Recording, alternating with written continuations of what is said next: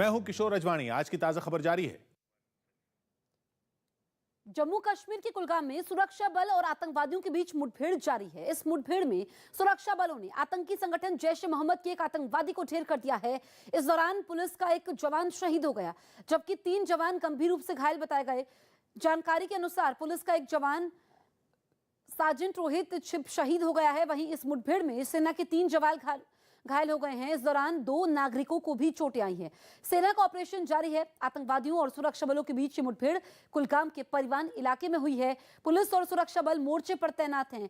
इससे पहले रविवार को भी कुलगाम में सुरक्षा बलों और आतंकवादियों के बीच मुठभेड़ हुई थी, जिसमें 2 आतंकी मारे गए थे।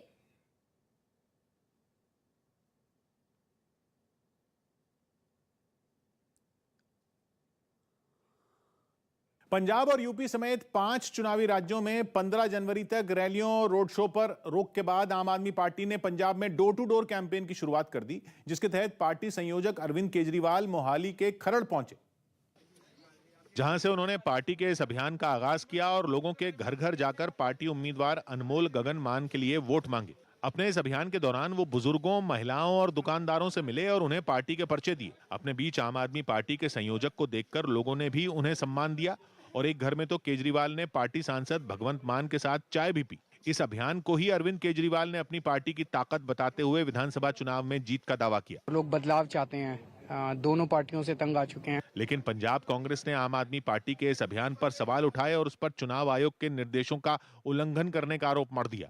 इलेक्शन कमीशन से कांग्रेस पार्टी मांग करती है कि आम आदमी पार्टी के खिलाफ कार्रवाई करें। इन आरोपों से बेपरवाह केजरीवाल की पार्टी ने डोर टू डोर कैंपेन के दौरान राज्य की जनता से शिक्षा, बिजली और नौकरी समेत 10 अहम वादे किए, मगर कैंपेन के दौरान 5 से ज्यादा लोगों के इकट्ठा होने पर मोहाली प्रशासन ने उन्हें नोटिस जारी कर 24 घंटे के अंदर जवाब मांगा। उत्तर प्रदेश के बीजेपी उम्मीदवारों की लिस्ट को लेकर कवायद तेज हो गई है। आज दिल्ली में बीजेपी केंद्रीय चुनाव समिति की बैठक हो सकती है। बैठक सुबह 10 बजे होने की उम्मीद है। सूत्रों के मुताबिक केंद्रीय चुनाव समिति के सभी सदस्यों को आरटी-पीसीआर करवाने के लिए कहा गया है। कोरोना पॉजिटिव सदस्य वर्चुअली बैठक में शामिल होंगे। बैठक में यूपी विधानसभा के उम्मीदवारों पर मंथन होगा। उत्तर प्रदेश में पहले चरण का मतदान 10 फरवरी को है।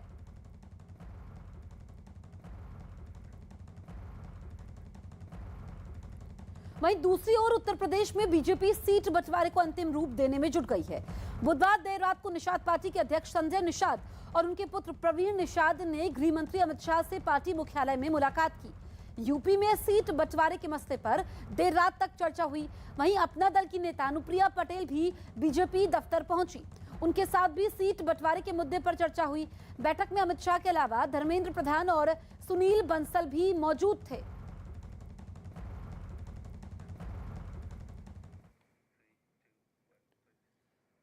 उत्तर प्रदेश विधानसभा चुनाव में बीजेपी का अपना दल से पुराना गठबंधन है, जो इस बार भी है। अपना दल सोनेलाल से गठबंधन कुर्मी जाति में बड़ी जनाधार वाली पार्टी है। ये यादव के बाद कुर्मी पिछड़े वर्ग के सबसे बड़े वोट बैंक हैं। 2017 विधानसभा में 11 सीटों पर मिलकर लड़ी थी और 11 में से 9 सीट पर अपना दल को जीत मिली थी। इस बार अपना दल ज्यादा सीटों पर टिकट मांग रही है और इसी को लेकर के मंथन होगा कि कितनी सीटें इस बार अपना दल को मिलती है, क्योंकि पिछली बार की परफॉर्मेंस के आधार पर अपना दल ज्यादा सीटों पर दावा ठोक रही है। अपना दल के बाद निषाद पार्टी से भी बीजेपी का गठबंधन है। निषाद पार्टी से गठबंधन है। निषाद पार्टी में केवट, बिंद और नोनिया पिछड़ी जातियों का प्रतिनिधित्व है। निषाद पार्टी का पूर्वांचल में अच्छा आधार माना जाता है। 2018 में गोरखपुर लोकसभा में बीजेपी की हार के बाद गठबंधन हुआ। 2019 में प्रवीण निषाद संत कबीर नगर से लोकसभा चुनाव जीते। अब सीट बंटवारे पर मंथन जारी है। दोनों पार्टी पहली बार विधानसभा चुनाव मिलकर लड़ रही है। ऐसे में सीट बंटवारा आसान नहीं है।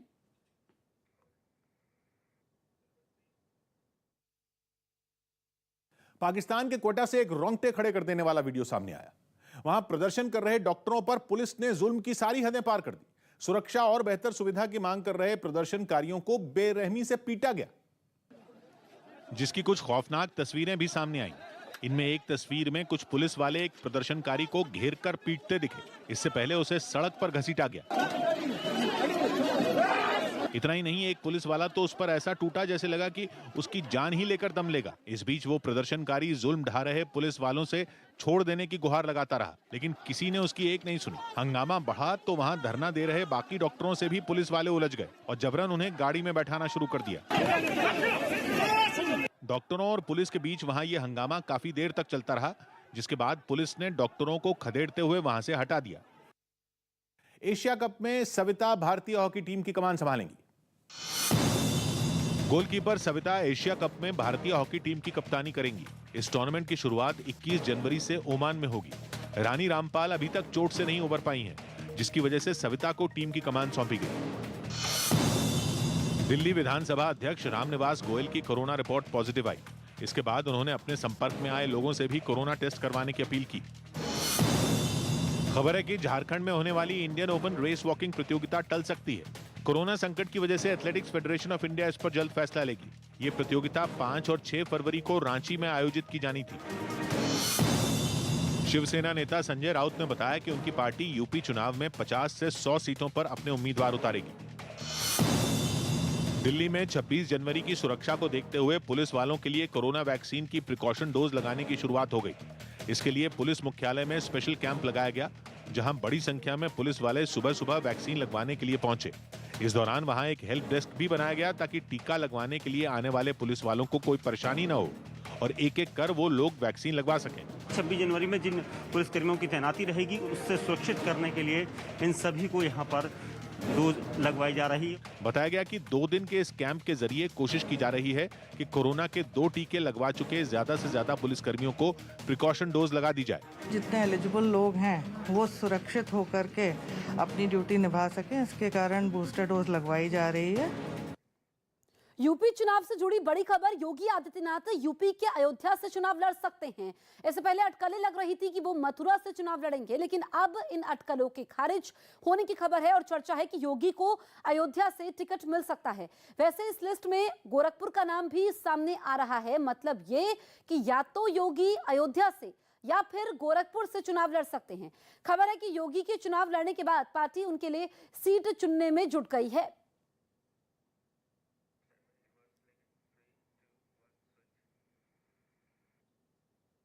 अयोध्या से चुनाव लड़ सकते हैं योगी और जल्द ही योगी आदित्यनाथ के नाम का ऐलान भी हो सकता है। दरअसल योगी के चुनाव लड़ने की बात कहने के बाद आलाकमान इस पर चर्चा कर रहा है, जिसके बाद इस बात पर मोहर लगेगी योगी इस बार के विधानसभा चुनाव में कहां से चुनाव लड़ेंगे।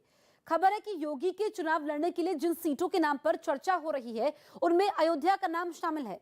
कहा जा रहा है कि दिल्ली में हुई बीजेपी की हाई लेवल मीटिंग के समय इस बात की चर्चा हुई।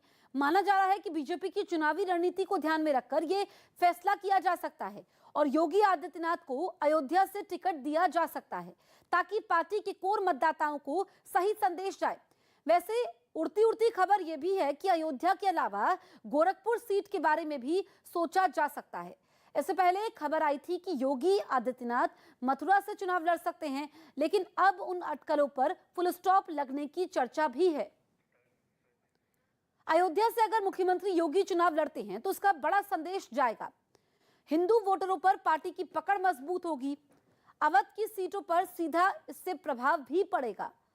राम भक्तों को योगी के लड़ने से सीधा संदेश जाएगा। अयोध्या में शुरू हुआ तमाम विकास कार्य चलते रहने का आश्वासन मिलेगा।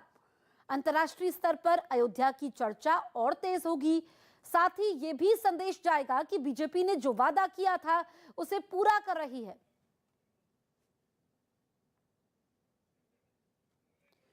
तो अयोध्या से चुनाव लड़ सकते हैं योगी आदित्यनाथ। पहले खबरें थी कि वो मथुरा से चुनाव लड़ेंगे, लेकिन अब यह साफ हो गया है कि या तो अयोध्या या फिर गोरखपुर। अयोध्या से योगी का चुनाव लड़ना बीजेपी की बड़ी रणनीति का हिस्सा है। सबसे पहले अवध क्षेत्र में बीजेपी की गढ़ बचाने की चुनौती है। 2017 में बीजेपी ने 137 में से 116 सीट जीती थी। 2017 में एसपी को 11 सीटें मिली। वहीं 2017 में बीएसपी का खाता भी नहीं खुला। 2012 में एसपी को 95 सीट मिली थी। 2012 में बीएसपी को 12 सीट मिली थी। 2012 में बीजेपी को 10 सीट मिली। 2012 में आईएनसी को 9 सीटें मिली। कुल मिलाकर योगी के सामने फिर से करिश्मा करने का दबाव होगा। काशी में पीएम नरेंद्र मोदी के प्रयासों से वहां कायाकल्प नजर आ रहा है। असंभव से दिखने वाले काशी विश्वनाथ कॉरिडोर का निर्माण हुआ है, तो अयोध्या में लंबी कानूनी लड़ाई के बाद मंदिर का निर्माण तेजी से हो रहा है। साथ ही मुख्यमंत्री योगी ने भी अयोध्या में विकास की नई लकीर खींच दी है। अयोध्या का कायाकल्प हो रहा है। उत्तर प्रदेश चुनाव से जुड़ी बड़ी खबर आ रही है। उत्तर प्रदेश विधानसभा चुनाव के लिए समाजवादी पार्टी आज अपने उम्मीदवारों की पहली लिस्ट जारी करेगी। खबर है कि पहले और दूसरे फेज के चुनाव के लिए यह लिस्ट जारी की जाएगी। लिस्ट जारी होने से पहले बुधवार को समाजवादी पार्टी ने अपने सहयोगी दलों के साथ बैठक की और खबर है कि इस बैठक में सभी दलों ने एक मत से अखिलेश यादव को मुख्यमंत्री बनाने की बात कही।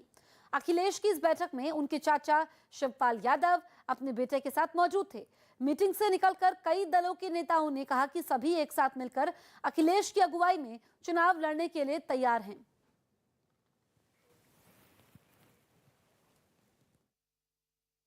समाजवादी पार्टी के मुखिया अखिलेश यादव ने अपने सहयोगी दलों के साथ टिकट बंटवारे पर लंबी बैठक की। लखनऊ के लोहिया जनेश्वर ट्रस्ट के दफ्तर में हुई इस बैठक में शिवपाल यादव और उनके बेटे आदित्य यादव भी शामिल हुए, जो बैठक से निकलते वक्त काफी खुश नजर आए। हालांकि उन्होंने वहां मौजूद मीडिया से बात नहीं की और सीधा अपने घर की तरफ बढ़ गए।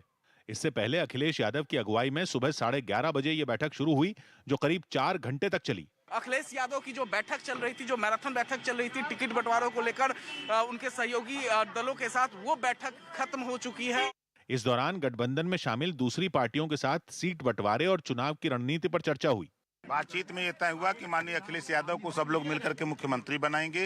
हालांकि सबसे खास मौजूदगी रही अखिलेश यादव के चाचा और प्रगतिशील समाजवादी पार्टी के मुखिया शिवपाल यादव की। खबर है कि उन्हें 6 सीटें दिए जाने पर सहमति बन गई है, लेकिन वो इससे ज्यादा चाहते हैं और इसीलिए शिवपाल यादव और अखिलेश यादव के बीच एक और बैठक हो सकती है, क्योंकि सीटों के समझौते का जो फॉर्मूला तय हुआ उसमें शिवपाल यादव की प्रगतिशील समाजवादी पार्टी को 6 सीटें दी गई हैं, लेकिन वो अपनी पार्टी के लिए इससे ज्यादा सीटें चाहते हैं। हालांकि जो सीटें उन्हें दी गई हैं उनमें एक उनके बेटे आदित्य के लिए भी है। खबर है कि आदित्य यादव इटावा के जसवंत नगर से चुनाव लड़ सकते हैं।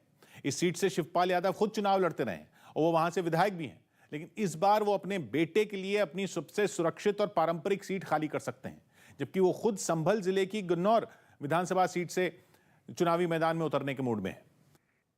इजराइल के नेगेव में पौधा लगाने के अभियान का विरोध करते हुए एक इलाके में रहने वाले लोग पुलिस से भिड़ गए। बताया गया कि जिस जगह ये मुहिम शुरू होनी थी उस पर अपना कब्जा छोड़ने के लिए वहां रहने वाले लोग तैयार नहीं हुए और उन्होंने प्रशासन और पुलिस की कार्रवाई का विरोध शुरू कर दिया, जिसके बाद वहां की पुलिस एक्शन में आ गई और हंगामा करने वाले लोगों को एक एक कर पकड़ने लगी। इसके साथ ही पुलिस ने प्रदर्शनकारियों को वहां से हटाने के लिए आंसू गैस की कई गोले दागे, जिससे वहां भगदड़ मच गई। इस बीच वहां रहने वाली कुछ महिलाओं ने अपना प्रदर्शन जारी रखा। वो पुलिस की इस कार्रवाई के खिलाफ नारे लगाती रहीं।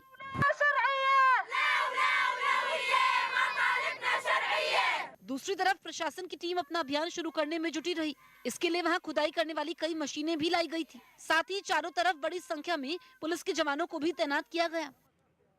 उत्तर प्रदेश में चुनाव से ठीक पहले दल बदल का खेल जारी है।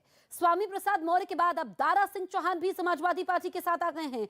एक दिन पहले स्वामी प्रसाद के साथ 3 और बीजेपी विधायकों ने पार्टी छोड़ दी, तो वहीं अखिलेश यादव की पार्टी को भी झटका लगा है।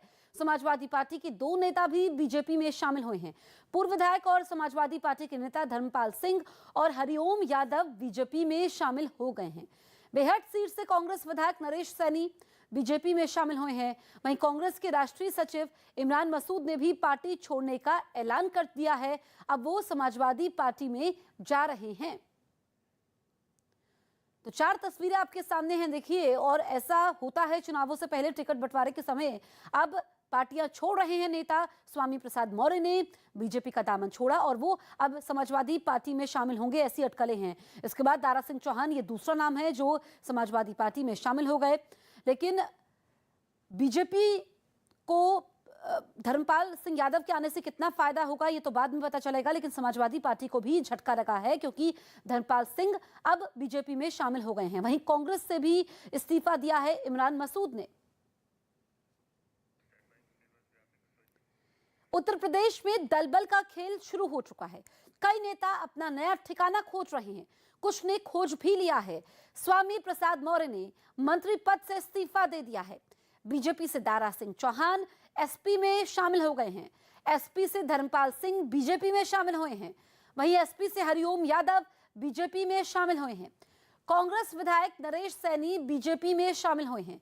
कांग्रेस के राष्ट्रीय सचिव इमरान मसूद का इस्तीफा हो चुका है। अब वो सपा में जाने का ऐलान कर चुके हैं।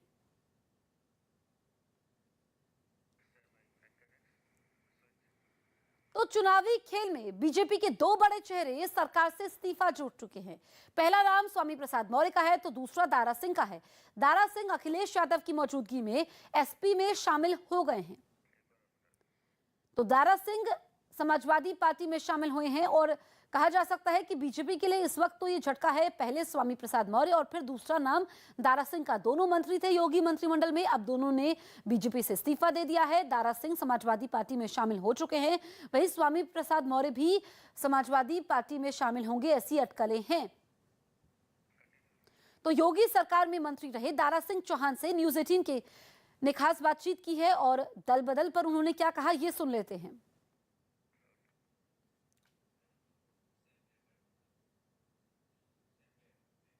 आपने 5 साल सरकार में रहने के बाद इस्तीफा दिया, क्यों दिया? देखिए, ये सही है कि जिस पिछड़े समाज के नाते, जिस दलित समाज के नाते, जो उपेक्षित समाज के नाते भारतीय जनता पार्टी की पूर्ण बहुमत की सरकार, इतना बड़ा मैंडेट मिला, वह 5 साल तक तड़पता रहा अपने सम्मान के लिए, अपनी पहचान, अपनी हक और हकूक के लिए, लेकिन उनको न्याय नहीं मिल पाया, जिससे आहत होकर के आज मैं भारतीय जनता पार्टी सरकार से मैंने इस्तीफा दिया है।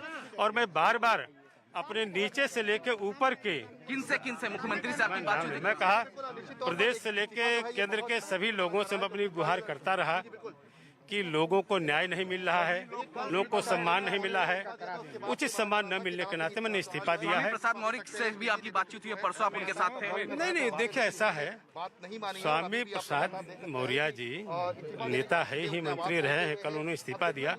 उनसे मेरा पार्टी के साथ साथ हम लोग पार्टी में रहे, पार्टी के साथ साथ मेरा व्यक्तिगत वैचारिक और व्यक्तिगत मेरा संबंध है, शुरू से रहा है।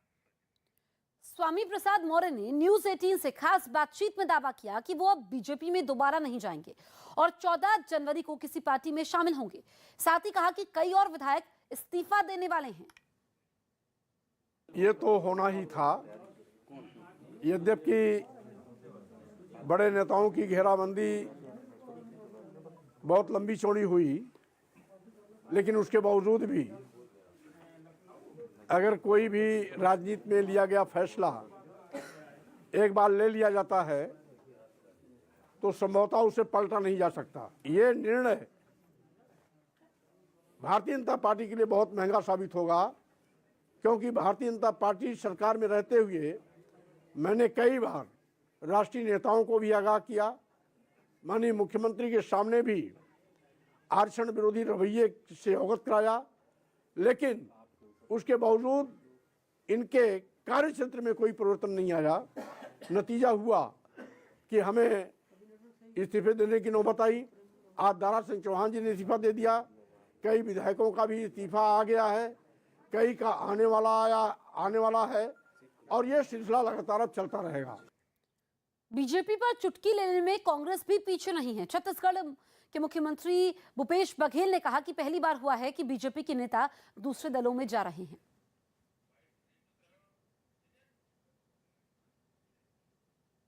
अभी तक के देखने में आ रहा था कि जिन राज्यों में चुनाव होते थे दूसरे दलों से छोड़कर सब भारतीय जनता पार्टी में शामिल होते थे, चाहे वो दबाव में हो, चाहे लालच में हो, चाहे वो प्रभावित होके।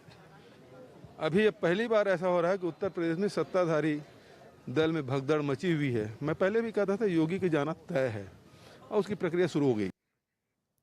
बीजेपी नेता धर्मेंद्र प्रधान ने ट्वीट कर एसपी पर तंज किया और लिखा कि उत्तर प्रदेश में आतंक, गुंडाराज, दंगाराज की पर्याय बनी समाजवादी पार्टी। सत्ता पाने के लिए बोटी बोटी करने वालों का भी सपा में स्वागत हो रहा है। माफियाओं के मुखिया जान ले नहीं आ रहे, आप 22 में कोशिश करके देखें 27 में।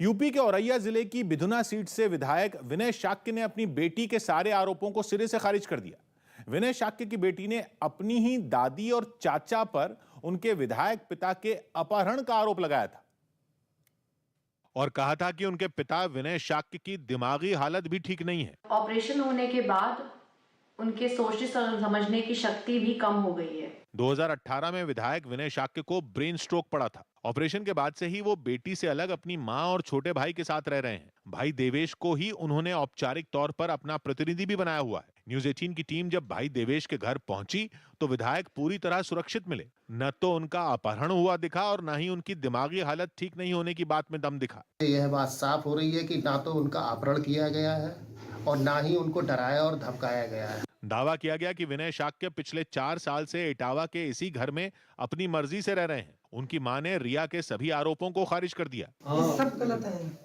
आरोप सब गलत है। लेकिन विधायक के अपहरण वाले आरोपों का सियासी कनेक्शन सामने आने लगा, क्योंकि स्वामी प्रसाद मौर्य के साथ इस्तीफा देने वाले बीजेपी विधायक ब्रजेश प्रजापति ने दावा किया कि विधायक विनय शाक्य भी भारतीय जनता पार्टी छोड़ने का फैसला कर चुके थे। माननीय विनय शाक्य जी बहुत समय से भारतीय जनता पार्टी से पीड़ित थे। बहुत समय से वो कहते थे कि भारतीय जनता पार्टी को वो छोड़ना चाहते हैं। दूसरी तरफ विधायक विनय शाक्य के छोटे भाई की पत्नी ने रिया शाक्य के वीडियो को ही एक साजिश बता दिया और दावा किया कि रिया की नजर पिता की राजनीतिक विरासत पर है। उसे ना राजनीति में अपना जाना है, सिर्फ इस वजह से ये सब कुछ कर रही है। और हरियाणा के करनाल से चौंका देने वाली तस्वीर सामने आई। वहां नेशनल हाईवे पर एक भीषण हादसा हो गया जिसमें कई गाड़ियां बेकाबू होकर एक दूसरे से टकरा गई। बताया गया कि हाईवे पर काम चल रहा था, जिसकी वजह से वहां ट्रैफिक धीमा था और यह हादसा हुआ, जिसमें एक गाड़ी के परखच्चे उड़े, लेकिन कई लोग गाड़ी के अंदर ही फंस गए। घटना की सूचना मिलते ही पुलिस का अमला वहां पहुंचा। उसने क्रेन की मदद से गाड़ी में फंसे लोगों को बाहर निकालकर अस्पताल पहुंचाया और गाड़ी को वहां से हटाया। खबर है कि इस हादसे में एक महिला की मौत हो गई और लगभग 10 लोग घायल हो गए। 10 से 12 लोग बताए जा रहे हैं घायल हुए हैं। मुंबई के भाईखला इलाके से डराने वाली कुछ तस्वीरें सामने आई। वहां की इमारत में इतनी भीषण आग लग गई कि उसे बुझाने के लिए फायर ब्रिगेड की 8 गाड़ियों को बुलाना पड़ा। हालांकि आग किस वजह से लगी ये साफ नहीं हो पाया, लेकिन आग ने पूरी इमारत को देखते ही देखते पूरी तरह अपने कब्जे में ले लिया। वहां से निकल रही ऊंची ऊंची लपटों के साथ उठ रहे धुएं ने तो सबको डराकर ही रख दिया। इस बीच किसी ने इस घटना की जानकारी फायर ब्रिगेड को दी, जिसके बाद वहां पहुंचे दमकल कर्मी इस आग को बुझाने में जुट गए। लाल लपटें वहां से इस कदर उठ रही थी कि आग को बुझाने में फायर ब्रिगेड के कर्मचारियों के हाथ पांव फूल गए। इस बात का अंदाजा इसी बात से लगाया जा सकता है कि दमकल की 8 गाड़ियों के अलावा वहां पानी के 5 टैंकरों की जरूरत पड़ गई। आग लगने के बाद इमारत से आई धमाके की आवाज से इलाके में अफरा तफरी भी मच गई।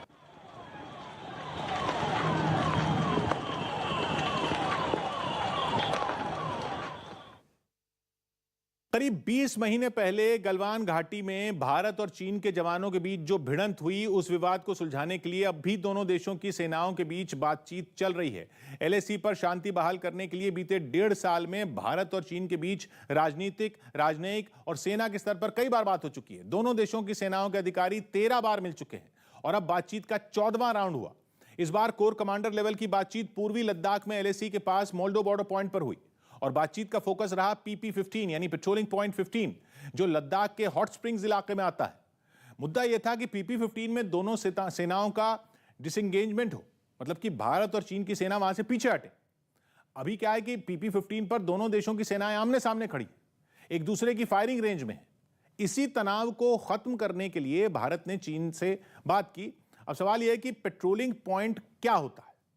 तो एलएसी पर भारतीय सेना जिस जगह तक गश्त लगाती है, उन पॉइंट्स को पेट्रोलिंग पॉइंट कहते हैं। ये पेट्रोलिंग पॉइंट बेहद अहम है, क्योंकि भारत और चीन के बीच कोई बाउंड्री तो खिंची हुई है नहीं। इसलिए पेट्रोलिंग पॉइंट तक अपनी पहुंच दिखाकर ही सेना यह साबित करती है कि फला इलाका भारत का है। इसी वजह से लद्दाख के हॉट स्प्रिंग्स में पेट्रोलिंग पॉइंट 15 पर शांति बहाल होना जरूरी है।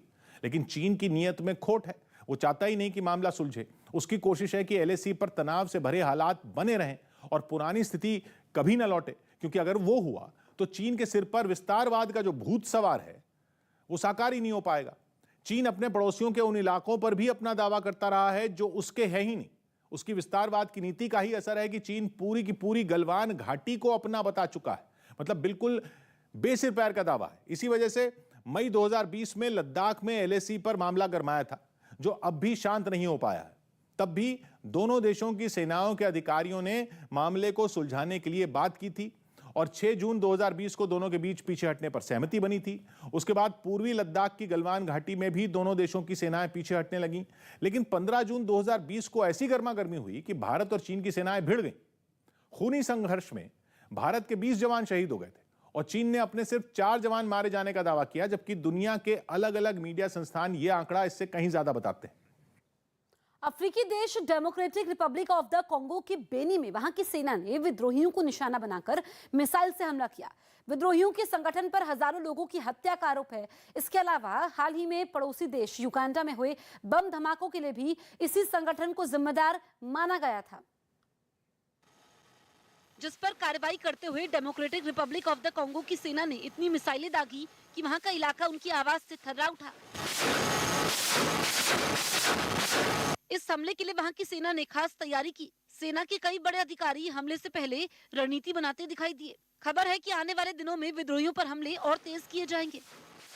महाराष्ट्र सरकार ड्राइविंग लाइसेंस के लिए टेस्ट की प्रक्रिया में बदलाव करने की तैयारी में है। इसके लिए मुंबई के कुछ जिलों के RTO को एक खास तरह की मशीन सौंप दी गई, जिसके जरिए अब लोगों को वर्चुअल टेस्ट देना होगा,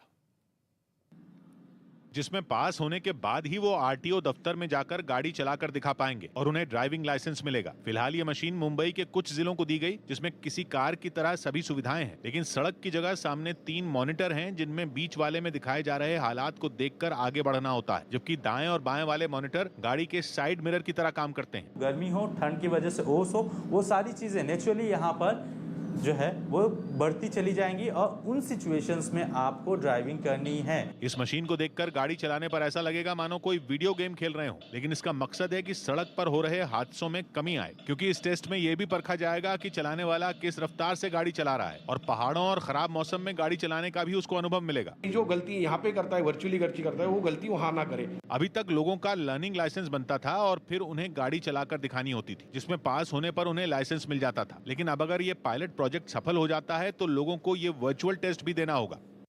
ऑक्सीजन पर केंद्र ने सभी राज्यों को निर्देश जारी किए। केंद्र सरकार ने सभी राज्यों को एक खत लिखा और कोरोना के बढ़ते मामलों को देखते हुए अस्पतालों में ऑक्सीजन सप्लाई सही तरीके से बनाए रखने के निर्देश दिए। समाजवादी पार्टी यूपी में पहले और दूसरे चरण के मतदान के लिए सुबह अपने उम्मीदवारों की सूची जारी करेगी। वहां पहले चरण में 10 फरवरी जबकि दूसरे चरण में 14 फरवरी को वोट डाले जाएंगे। चरणबद्ध तरीके से सूची जारी होगी और 403 सीटों पर हमारा मोर्चा चुनाव लड़ेगा। दक्षिण भारतीय फिल्मों के अभिनेता सिद्धार्थ ने साइना नेहवाल पर दिए अपने बयान पर माफी मांग ली। इससे पहले सोशल मीडिया पर कई लोगों ने यह आरोप लगाया था कि सिद्धार्थ ने साइना पर विवादास्पद ट्वीट किया और उन्हें माफी मांगनी चाहिए। पीएम की सुरक्षा के मुद्दे पर साइना के ट्वीट के बाद सिद्धार्थ ने यह विवादास्पद कमेंट किया था। I'm happy that he's apologized. It's about a girl, a woman. You should not really target a woman like that. सूचना एवं प्रसारण मंत्रालय ने अपना ट्विटर अकाउंट हैक होने की जानकारी दी। हालांकि कुछ वक्त बाद इसे ठीक कर लिया गया। दिल्ली के द्वारका में मौजूद इस्कॉन मंदिर प्रशासन की तरफ से कोरोना मरीजों के घर पर खाना पहुंचाने की मुहिम फिर शुरू हो गई। ये सुविधा मंदिर प्रशासन ने राजधानी और उसके आसपास के इलाकों में रह रहे लोगों के लिए की। जो लोग घर पर हैं, कोविड पॉजिटिव हैं, उनके लिए ये पहल शुरू की गई है। इस्कॉन टेम्पल द्वारका की ये तस्वीर हम दिखा रहे हैं। बताया गया कि जो खाना मरीजों तक पहुंचाया जा रहा है उसमें इम्यूनिटी बढ़ाने में मददगार मसालों को डाला जा रहा है। पहले दिन हमने करीब 300 प्लेट्स बांटी और आज करीब 6वां-7वां दिन है और हम 5000 प्लेट पे पहुंच चुके हैं। छत्तीसगढ़ में तेजी से बच्चों का टीकाकरण हो रहा है। पिछले 10 दिनों के अंदर ही 15 से 18 साल के बच्चों का 50% टीकाकरण का काम पूरा कर लिया गया है। कुल 16,39,000 बच्चों में 8,14,000 बच्चों को टीका लगाया गया है। मुंगेरी और राजनांदगांव जिले इस रेस में सबसे आगे रहे। सरकार की कोशिश है कि जल्द से जल्द बच्चों का टीकाकरण पूरा हो। बिहार के सिवान में बदमाशों ने एक बीजेपी नेता को दिन दहाड़े गोलियों से छलनी कर दिया। बताया गया कि बीजेपी नेता जनार्दन सिंह अपने घर पर मौजूद थे, तभी 2 बदमाश वहां पहुंचे और उन पर घर के सामने ही फायरिंग कर दी, जिसका दिल दहला देने वाला वीडियो भी सामने आया। वीडियो में मोटरसाइकिल सवार बदमाश गोलियां बरसाते हुए भागते नजर आए। इससे पहले वो बदमाश बीजेपी नेता के घर के सामने पहुंचे और नाम पूछने के बाद उन पर एक के बाद एक 3 गोलियां दाग दी। गोलियां चलते ही वहां हड़कंप मच गया। इस दौरान कुछ लोगों ने बदमाशों को पकड़ने की भी कोशिश की। एक आदमी तो कुल्हाड़ी लेकर मोटरसाइकिल के पीछे भागता नजर आया। हालांकि बदमाश फायरिंग करते हुए भाग निकले। इस हमले में बीजेपी नेता जनार्दन सिंह बुरी तरह घायल हो गए, जिन्हें इलाज के लिए अस्पताल पहुंचाया गया। यूरोप के देश बल्गेरिया की राजधानी सोफिया में सख्त कोरोना नियमों के खिलाफ जोरदार प्रदर्शन हुआ। बल्गेरिया यूरोप के उन गिने चुने देशों में शुमार है जहां वैक्सीनेशन की रफ्तार बहुत धीमी है और इसी वजह से वहां की सरकार ने कई सख्त नियम लागू कर दिए, जिस पर अपना विरोध जताते हुए सैकड़ों लोग राजधानी सोफिया की सड़कों पर उतर आए। गुस्साए लोगों ने वहां की संसद का घेराव करने की भी कोशिश की, लेकिन वहां तैनात पुलिसकर्मियों ने उन्हें ऐसा करने से रोक दिया।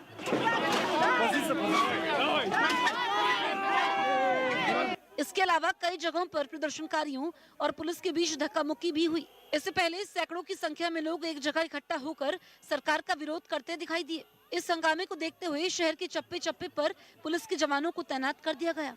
धर्म संसद में भड़काऊ भाषण के मामले में सुप्रीम कोर्ट ने उत्तराखंड सरकार और केंद्र सरकार को नोटिस जारी किया। इस मामले में सुप्रीम कोर्ट में कई याचिकाएं दाखिल की गई थी और कहा गया था कि भड़काऊ भाषणों के मामले में पुलिस ने एफआईआर तो दर्ज कर ली, लेकिन उसके बाद कोई कार्रवाई नहीं की।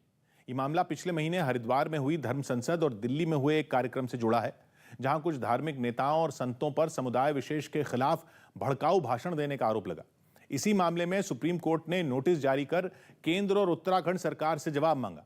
इसी महीने की 23 तारीख को यूपी के अलीगढ़ में भी एक धर्म संसद का आयोजन होना है और याचिका में सुप्रीम कोर्ट से उस आयोजन पर रोक लगाने की मांग भी की गई, लेकिन कोर्ट ने अलीगढ़ में होने वाली धर्म संसद पर रोक लगाने से इनकार करते हुए याचिका दाखिल करने वालों को अलीगढ़ प्रशासन को अर्जी देने के लिए कह दिया। असल में धर्म संसद हिंदू समुदाय के धार्मिक नेताओं और संतों का एक मंच है, जहां धर्म के लिए अहम माने जाने वाले मुद्दों पर चर्चा होती है और निर्णय लिए जाते हैं। पहली धर्म संसद का आयोजन 1984 में दिल्ली में विश्व हिंदू परिषद ने किया था। उस कार्यक्रम में राम जन्मभूमि आंदोलन को शुरू करने के लिए निर्णय लिया गया था। उसके बाद से देश में कई बार गो हत्या और अवैध धर्मांतरण जैसे मुद्दों पर भी इस तरह की धर्म संसद का आयोजन किया जाता रहा है। राजस्थान के टोंक जिले में एक लड़की को सेल्फी लेना भारी पड़ गया। संतुलन ऐसा बिगड़ा कि लड़की नदी में जा गिरी। पुल से गुजर रहे एक युवक ने नदी में कूदकर जान बचाई। लड़की अपने छोटे भाई के साथ एक पुल पर घूमने आई थी। सेल्फी लेते हुए वो नदी में जा गिरी। अब उसका अस्पताल में इलाज चल रहा है।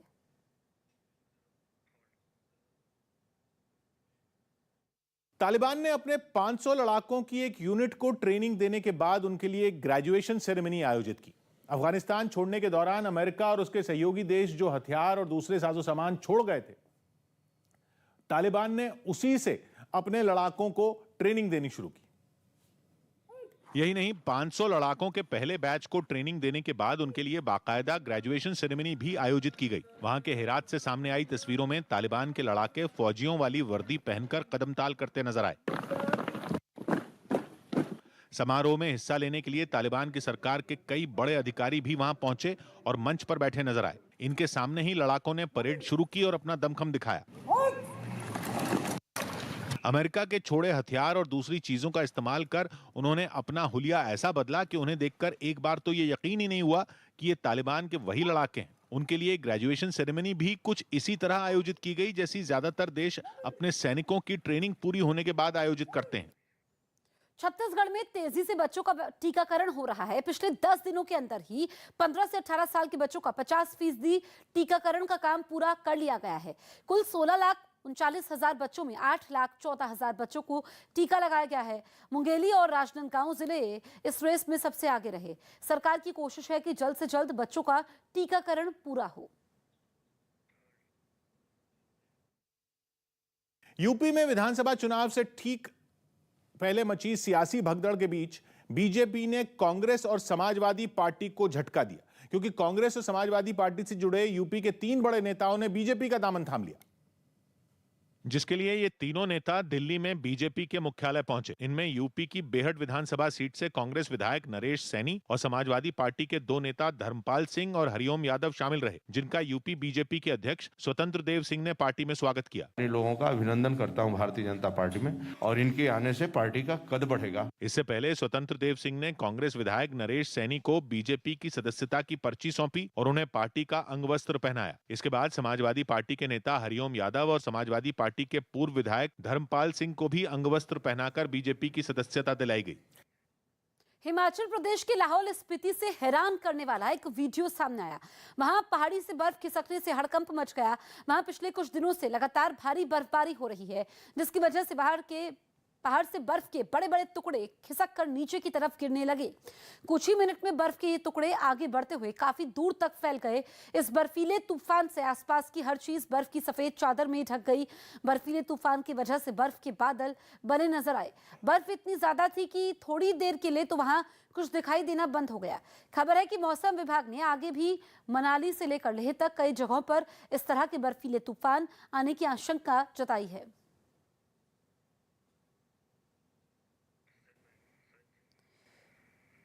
छत्तीसगढ़ सरकार के मुताबिक 10 दिनों में 15 से 18 साल के बच्चों का 50% वैक्सीनेशन का काम हो गया है।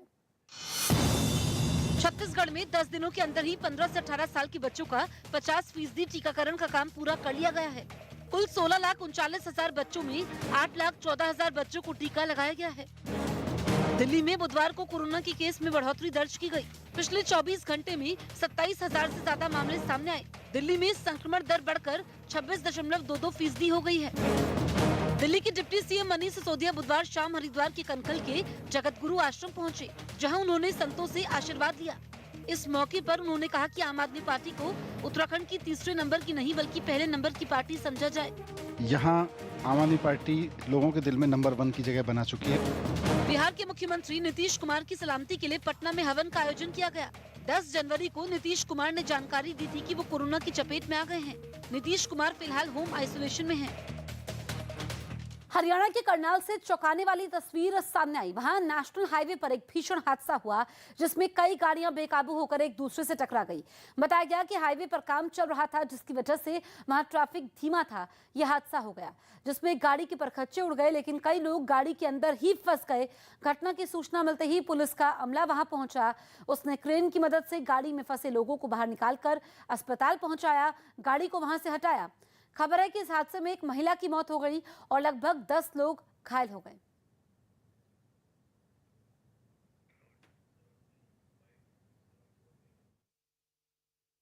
लगभग 10 से 12 लोग बताए जा रहे हैं घायल हुए हैं।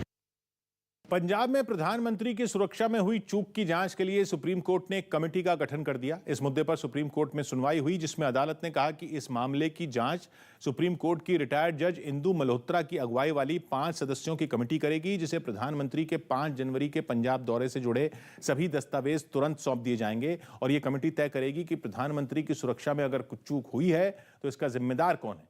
इससे पहले मामले की सुनवाई के दौरान केंद्र और राज्य सरकार की जांच पर सवाल उठे थे, जिसके बाद सुप्रीम कोर्ट ने इस मामले की निष्पक्ष जांच की जरूरत बताते हुए कमेटी के गठन का आदेश दिया था। और अब सुप्रीम कोर्ट की ओर से बनाई गई इस कमेटी की रिपोर्ट ही अंतिम मानी जाएगी, जिसे जल्द से जल्द जांच पूरी करने के लिए कहा गया है। हालांकि जांच की कोई समय सीमा तय नहीं की गई है, लेकिन इस कमेटी की रिपोर्ट के आधार पर ही सुप्रीम कोर्ट इस मामले में आगे की कार्रवाई तय करेगी।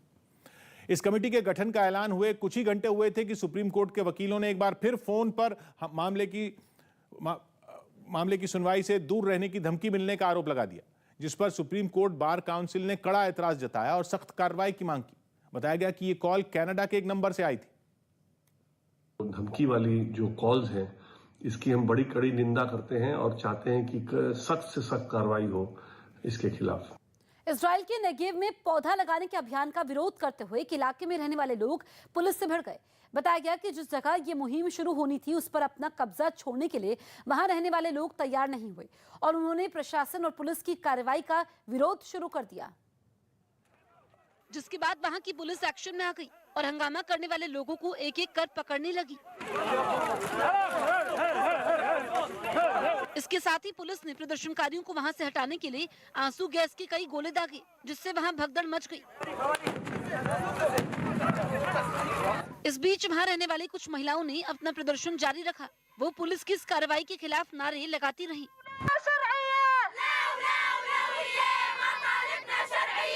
दूसरी तरफ प्रशासन की टीम अपना अभियान शुरू करने में जुटी रही। इसके लिए वहां खुदाई करने वाली कई मशीनें भी लाई गई थी। साथ ही चारों तरफ बड़ी संख्या में पुलिस के जवानों को भी तैनात किया गया।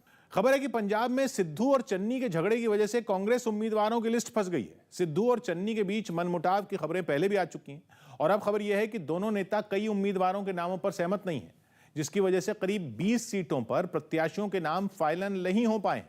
पता चला है कि कांग्रेस ने पंजाब की 117 सीटों में केवल 50 सीटों पर उम्मीदवार तय किए हैं।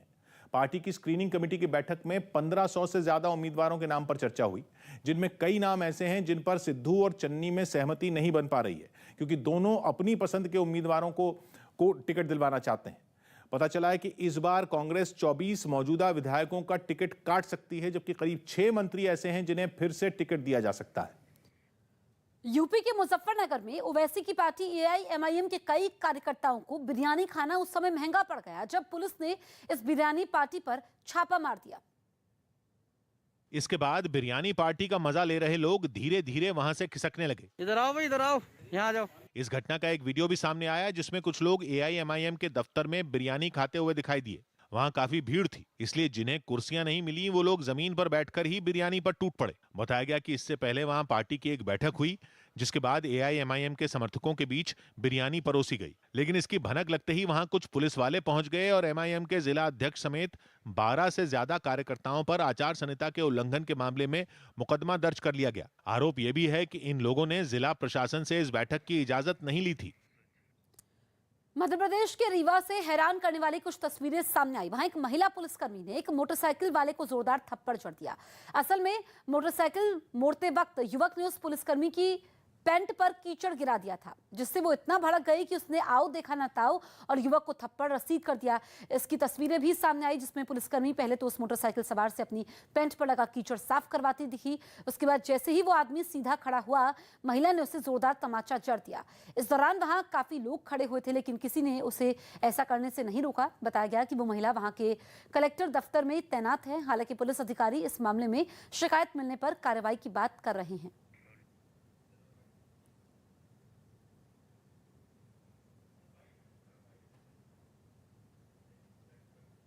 इस संबंध में कोई अगर संज्ञान में आती है तो उसमें आवश्यक जांच कराई जाएगी। पटना और नवादा समेत बिहार के कई जिलों में बेमौसम बारिश ने लोगों की मुश्किलें बढ़ा दी। नवादा में तो कुछ घंटे की बारिश के बाद ही कई सड़कें पानी में डूब गईं और उन रास्तों से गुजरने वालों को मुश्किलों से दो चार होना पड़ा। नवादा के कुछ इलाकों में तेज बारिश के साथ ओले भी गिरे, जिन्होंने फसलों को खासा नुकसान पहुंचाया। बारिश के साथ ओले गिरने से वहां के तापमान में गिरावट भी दर्ज की गई। नवादा के अलावा पटना में भी खूब बारिश हुई। सुबह के वक्त पटना के आसमान पर काले बादल छाए रहे और फिर दोपहर तक वहां के ज्यादातर इलाकों में बारिश शुरू हो गई। मुंबई के भाईखला इलाके से डराने वाली कुछ तस्वीरें सामने आई। वहां एक इमारत में इतनी भीषण आग लग गई कि उसे बुझाने के लिए फायर ब्रिगेड की 8 गाड़ियों को बुलाना पड़ा। हालांकि आग किस वजह से लगी ये साफ नहीं है, लेकिन आग ने पूरी इमारत को देखते ही देखते पूरी तरह अपने कब्जे में लिया। वहां से निकल रही ऊंची ऊंची लपटों के साथ उठ रहे धुएं ने तो सबको डराकर ही रख दिया। इस बीच किसी ने इस घटना की जानकारी फायर ब्रिगेड को दी, जिसके बाद वहां पहुंचे दमकल कर्मी इस आग को बुझाने में जुट गए। लाल लपटें वहां से इस कदर उठ रही थी कि आग को बुझाने में फायर ब्रिगेड के कर्मचारियों के हाथ पांव फूल गए। इस बात का अंदाजा इसी बात से लगाया जा सकता है कि दमकल की 8 गाड़ियों के अलावा वहां पानी के 5 टैंकरों की जरूरत पड़ गई। आग लगने के बाद इमारत से आई धमाके की आवाज से इलाके में अफरा तफरी भी मची।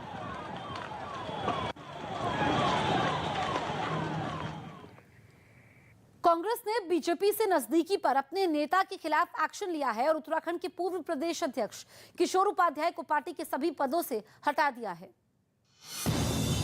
उत्तराखंड कांग्रेस के पूर्व अध्यक्ष किशोर उपाध्याय को पार्टी ने सभी पदों से हटा दिया है। पार्टी छोड़ने की अटकलों के बीच किशोर उपाध्याय पिछले दिनों बीजेपी नेताओं से मिले थे। किशोर उपाध्याय ने पार्टी के सभी पदों से हटाए जाने के मामले पर चुप्पी साध ली है। उन्होंने मीडिया से इस बारे में कुछ भी बोलने से इनकार कर दिया। उत्तर प्रदेश के मुजफ्फरनगर में राज्य मंत्री कपिल देव अग्रवाल समेत 45 लोगों पर आचार संहिता के उल्लंघन का मुकदमा दर्ज हुआ है। आरोप है कि मंत्री कपिल देव अग्रवाल ने आचार संहिता का उल्लंघन करते हुए नगर कोतवाली क्षेत्र में मंगलवार को एक सभा में हिस्सा लिया था। पूर्व सांसद अतीक अहमद के बेटे अली अहमद ने प्रयागराज की अदालत में सरेंडर की अर्जी दी थी, जिस पर सुनवाई टल गई है। अब 17 जनवरी को मामले में सुनवाई होगी। अतीक अहमद के बेटे पर प्रॉपर्टी डीलर से जबरन पैसे मांगने का आरोप है।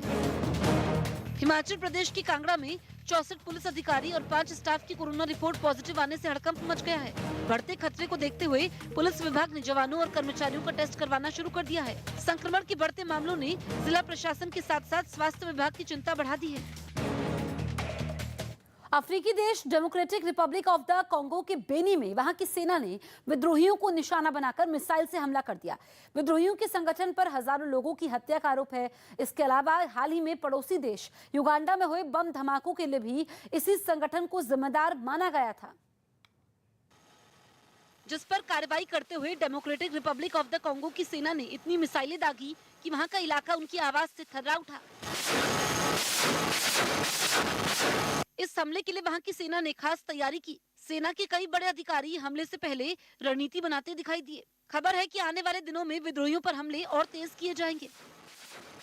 विमान बनाने वाली अमेरिका की सबसे बड़ी कंपनी बोइंग के अधिकारी जल्द ही भारत आने वाले हैं। सूत्रों के मुताबिक INS हंसा पर भारतीय नौसेना को F-18 super hornet fighter plane का डेमो दिया जाएगा, जिसके लिए पिछले 2 साल में बोइंग और अमेरिका की नौसेना के अफसर भारतीय नौसेना के संपर्क में हैं।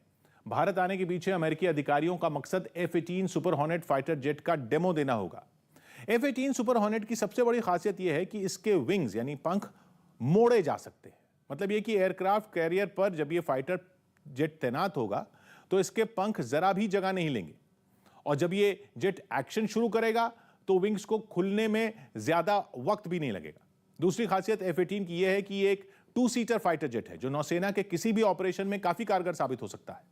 जबकि भारत की नौसेना के सामने F-18 का दूसरा विकल्प रफाल बताया जा रहा है। एयरक्राफ्ट कैरियर के लिए बनाए गए रफाल के मॉडल का नाम है रफाल मरीन, जिसे रफाल M भी कहा जाता है, जो कि एक सिंगल सीटर फाइटर जेट है। रफाल मरीन के विंग्स F-18 की तरह फोल्ड नहीं होते, बल्कि उन्हें अलग करना पड़ता है ताकि एयरक्राफ्ट कैरियर पर कम जगह में तैनात किया जा सके। लेकिन रफाल मरीन को ऑपरेशन के लिए तैयार करने के लिए उसके विंग्स जोड़ने की जरूरत पड़ती है, जिसमें कुछ ज्यादा वक्त लग सकता है। हालांकि फौज के अधिकारी फ्रांस और अमेरिका के अधिकारियों के साथ संपर्क में हैं और दोनों ही फाइटर जेट की खूबियों और खामियों का आकलन कर रहे हैं। यूरोप के देश बल्गेरिया की राजधानी सोफिया में सख्त कोरोना नियमों के खिलाफ जोरदार प्रदर्शन हुआ है। बल्गेरिया यूरोप के उन गिने चुने देशों में शुमार है जहां वैक्सीनेशन की रफ्तार बहुत धीमी है, और इसी वजह से वहां की सरकार ने कई सख्त नियम लागू कर दिए,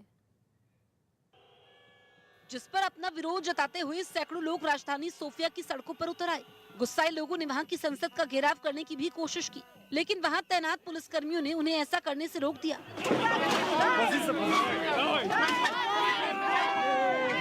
इसके अलावा कई जगहों पर प्रदर्शनकारियों और पुलिस के बीच धक्का मुक्की भी हुई। इससे पहले सैकड़ों की संख्या में लोग एक जगह इकट्ठा होकर सरकार का विरोध करते दिखाई दिए। इस हंगामे को देखते हुए शहर के चप्पे चप्पे पर पुलिस के जवानों को तैनात कर दिया गया। दक्षिण अफ्रीका के केप टाउन में खेले जा रहे तीसरे टेस्ट में दूसरा दिन भारत की शानदार गेंदबाजी के नाम रहा, और सबसे अच्छा प्रदर्शन जसप्रीत बुमराह का रहा, जिन्होंने केवल 42 रन देकर 5 विकेट लिए। उमेश यादव और मोहम्मद शमी ने 2-2 विकेट हासिल किए और 1 विकेट शार्दुल ठाकुर ने लिया। भारत के तेज गेंदबाजों के शानदार प्रदर्शन की वजह से दक्षिण अफ्रीका की पहली पारी केवल 210 रन पर सिमट गई। पहली पारी के आधार पर टीम इंडिया 13 रनों की मामूली बढ़त बनाने में कामयाब हो गई, लेकिन दूसरी पारी में भी टीम इंडिया की शुरुआत अच्छी नहीं रही और दोनों ओपनर 24 रन के स्कोर पर ही आउट हो गए। क्रीज पर कप्तान विराट कोहली और चेतेश्वर पुजारा अब तक डटे हुए हैं। कोहली 14 रन और पुजारा 9 रन बना चुके हैं। टीम का स्कोर 57 रन पर पहुंच गया है। कुल मिलाकर टीम इंडिया के पास 70 रन की बढ़त हो चुकी है। विराट कोहली अगर 53 रन और बना लेते हैं तो वो टेस्ट करियर में 8000 रनों का आंकड़ा छू लेंगे, और ऐसा करने वाले वो केवल 6ठे भारतीय बल्लेबाज होंगे। मिशन पंजाब पर जुटे अरविंद केजरीवाल के पंजाब दौरे का आज दूसरा दिन है। दिल्ली के मुख्यमंत्री अरविंद केजरीवाल के पंजाब दौरे का आज दूसरा दिन है। सुबह 11 बजे वो मोहाली में प्रेस कॉन्फ्रेंस करेंगे। इससे पहले कल उन्होंने खरड़ में पार्टी उम्मीदवार के लिए डोर टू डोर प्रचार की शुरुआत की थी। कांग्रेस नेता और कर्नाटक के पूर्व मुख्यमंत्री एम वीरप्पा मोइली कोरोना की चपेट में आ गए हैं। मोइली ने ट्वीट कर इस बारे में जानकारी दी, साथ ही संपर्क में आने वाले लोगों से कोरोना टेस्ट करवाने की अपील की। छत्तीसगढ़ के कवर्धा में कोरोना के 30 नए मरीज मिले हैं। जिले में अब एक्टिव केस की संख्या बढ़कर 91 हो गई है। राहत की बात यह भी है कि 12 कोरोना मरीज स्वस्थ होकर डिस्चार्ज हो गए हैं। पटना के दानापुर में तेज बारिश के साथ ओले पड़ने से फसलों को काफी नुकसान हुआ है। इससे टमाटर, मटर, गोभी समेत अन्य सब्जियों की फसलों को नुकसान हो सकता है। आज की ताजा खबर में एक ब्रेक।